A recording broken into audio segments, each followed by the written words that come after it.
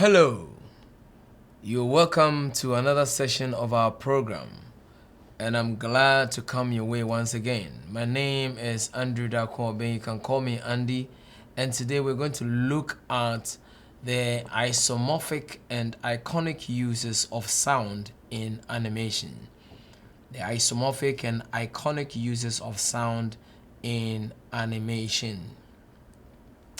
Okay, when we talk about isomorphic and iconic uses of sound in animation, it's very interesting and it's important for us to understand the background. But first of all, let's look at some of the highlights in the objectives that or the learning, goals we have for this session.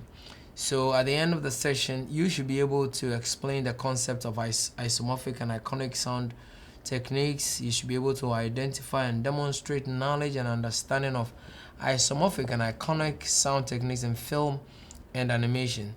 And then you should be able to develop an understanding of the isomorphic and iconic sound techniques as exceptional cases, regarding the categorization of sound into diegetic and non-diegetic sound.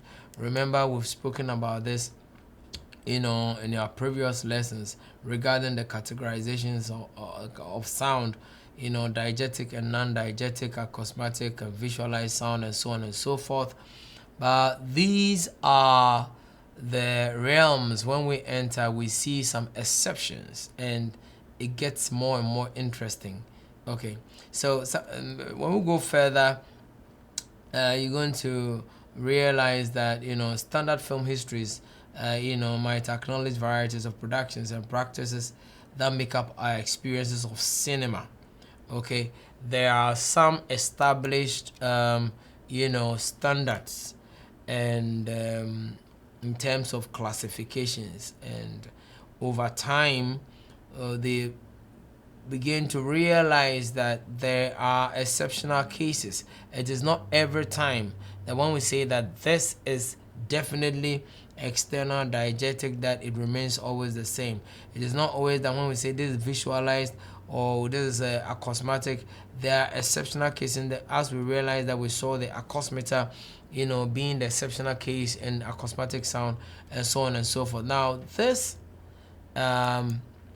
aspect we are dealing with is also an area where we see exceptional developments when it comes to the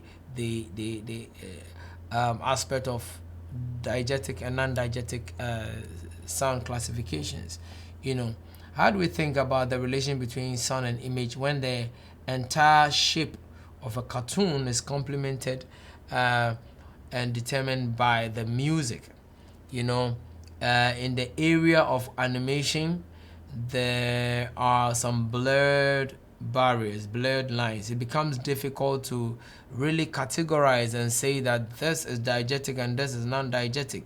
So the question that is posed when the whole shape and movement of a character is determined by the music. Now, are you going to say that the music is diegetic or non-diegetic? If it is diegetic, remember, it must be accessible to the character, number one, and then you need to be able to determine the source of the music within the film world that is presented to you.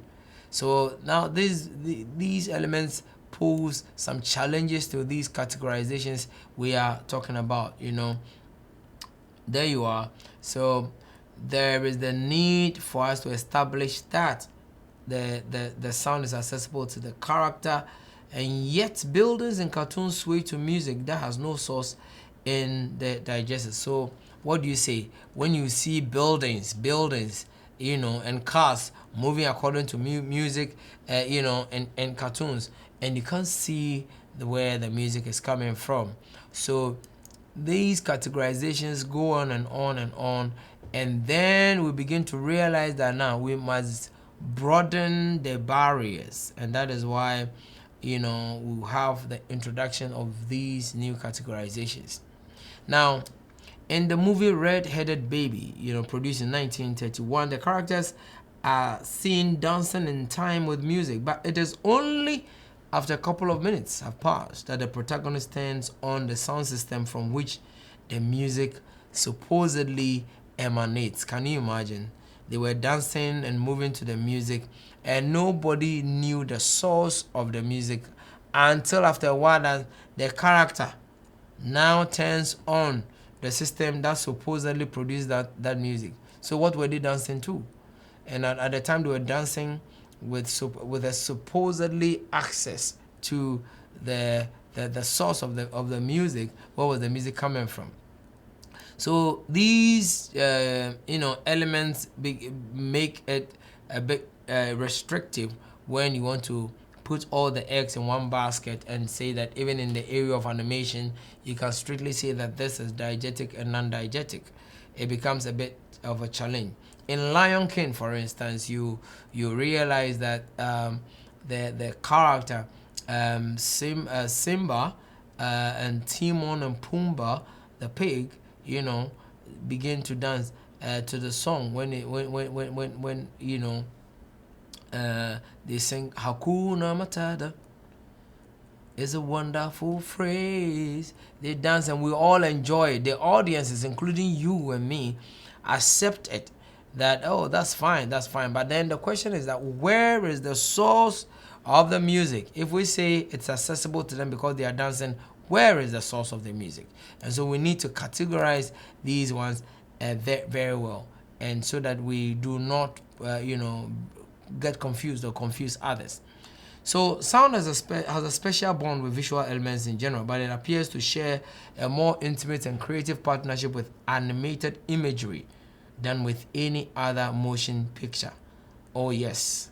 We accept that sound is important and has a significant play in the audiovisual industry.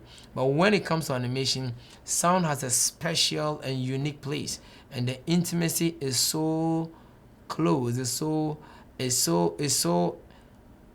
unbreakable. The covenant is there that when you take sound out of animation, you are destroying the animation piece, and it cannot hold any longer. So let's look at what we say by isomorphic and iconic sound techniques. So isomorphic use of sound occurs when the image and sound have the same shape. You see a character blinking the eye, you're blinking the eye like that, and here blink, blink, blink, blink, blink, blink, blink, blink.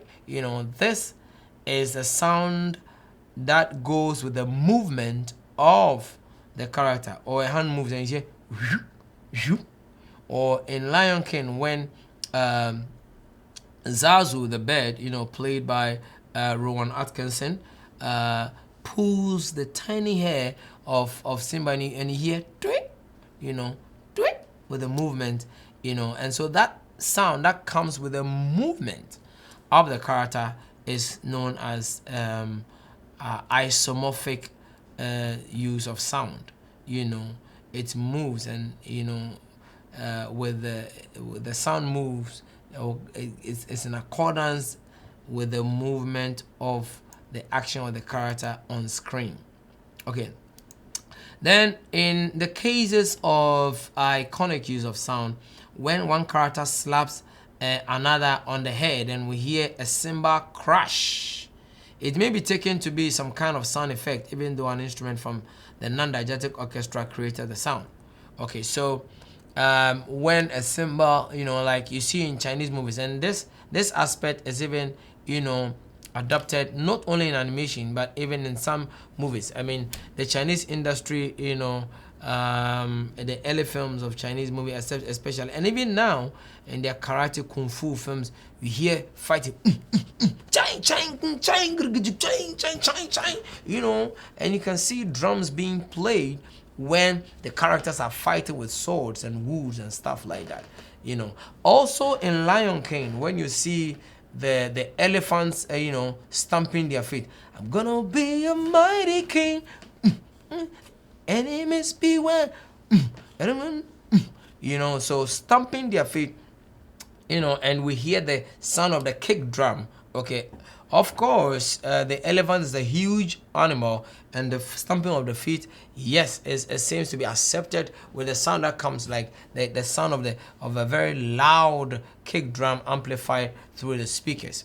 Once again, when we see the hyenas, singing with ska, and they play with the skeleton pieces on the skeleton of another animal, and we hear the sound of a xylophone. And that sound symbolically, is iconic, because that is not the exact sound one would hear in the real world when you hit one bone against each other. But the iconic use of the xylophone sound is very creative. And interestingly, audiences accept this, and we are okay with it.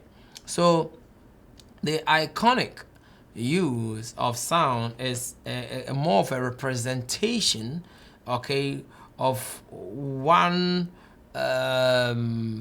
sound that should have been heard originally with another.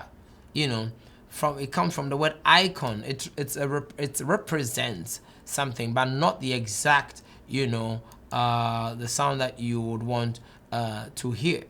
So in animation, these uses of isomorphic and iconic uses are creatively used, and they are accepted by the audiences. And because basically in animation it is sound that carries the movie along, these elements are accepted, and it aids in helping to carry the animation story forward. And in the course of our study, we are going to use more of these, and we're going to practically use this, and you will see it across board in a wide range of animation productions. You will see these elements being used creatively, and it's so wonderful. So I believe and I trust that you and I are going to work together to achieve one of the best or not just one, some of the very best soundtracks using these elements creatively, whether in the area of animation or even real live action movies. So this brings us to the end of today's session, and I want you to keep in touch with me. If you have any questions, send me a WhatsApp or send me an email, and I'll get back to you. Till then, it's bye from me. Thank you very much, and see you another time.